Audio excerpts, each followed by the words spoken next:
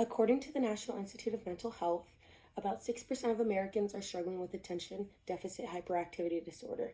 This means about 15.5 million adults and children are suffering with this ADHD. This typically is shown in children at the age of 12 years and earlier. Did you know that ADHD was very common in children? As common as ADHD is, someone you could be friends with or a family member could be struggling with this disorder and you would have no idea. I personally have ADHD and I have been struggling with this disorder since I was 15 years of age.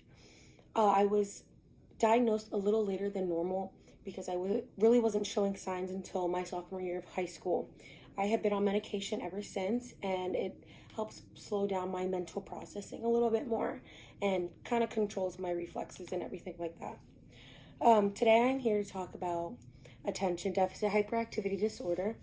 I will inform you about the tests taken and discover the disorder, the symptoms of the disorder, and the ways to treat this disorder.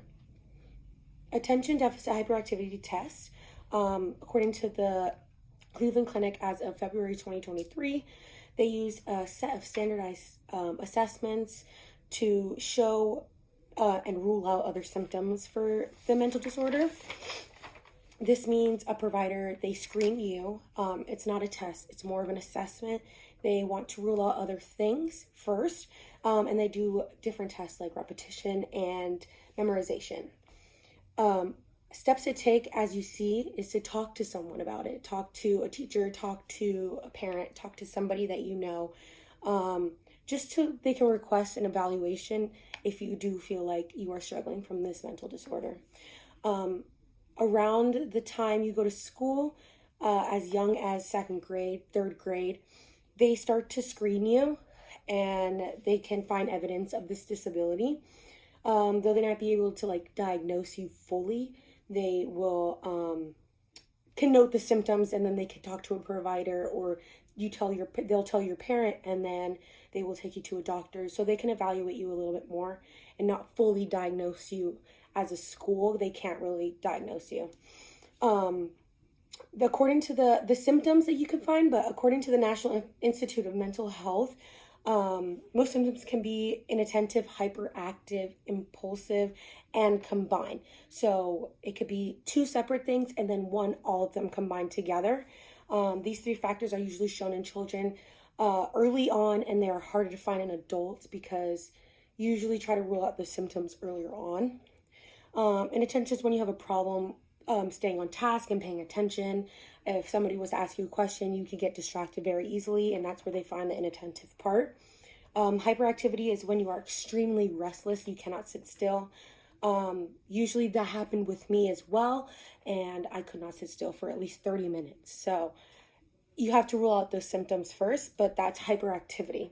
Impulsivity is when you act without thinking, which I like to call social cues. So sometimes people really don't have social cues and they just say whatever they want to say, even though it was not the right time to say it.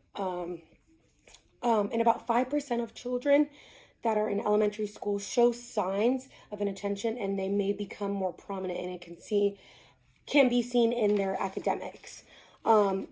Adults usually don't have the hyperactivity part, but they do have the restlessness and the fidgeting.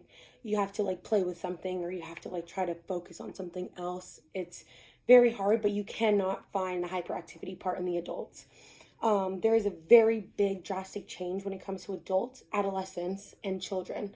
ADHD symptoms can also be shown in males rather than females, but genes can also be a factor in that. You might not, your family member might not have ADHD, but you show signs yourself. As someone like me, nobody in my family really has ADHD, but I was diagnosed with it. They might have not been diagnosed, but there is a gene factor when it comes to that. The treatments for this, about 30% of children did not receive medication and or behavior treatment, and 32% of children have not received medication.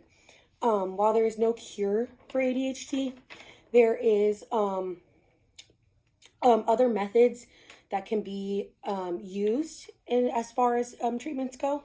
The main The main one is medication because of the outcome it has and the different results have been absolutely tremendous when it comes to that. Sometimes the different dosages and medications, it depends on which one fits you best. I have personally tried 4 different medications and I finally found the one that sticks and works for me. So it has to be about the person. It cannot be about just the medication itself. But also, according to the National Institute of Mental Health, it is very important to treat ADHD any type of way. So using behavior therapy helps a lot of people so that they could actually have a conversation with someone and help the mental process with that a little bit more. Cognitive behavior therapy allows people to learn and be aware of situations and aware of their surroundings so they know what to say, what not to do when you're in public.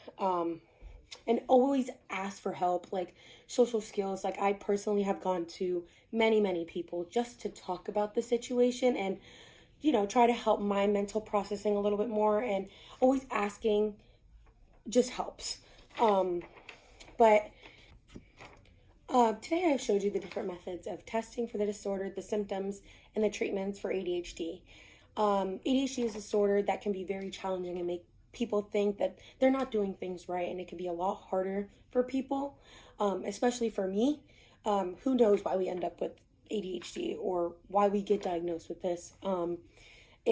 But knowing this today, hopefully it helps you learn a little bit more and understand attention deficit hyperactivity disorder, because if a family member has it, a friend has it, it helps you learn the process as well. I know it hasn't been easy for me, but the support that I've had from my parents, family, friends, has been a great help, and I could not be more thankful. But it really does make me who I am today, because I know I have this disorder, and today I am the person I am today, and it has made me who I am today. Thank you.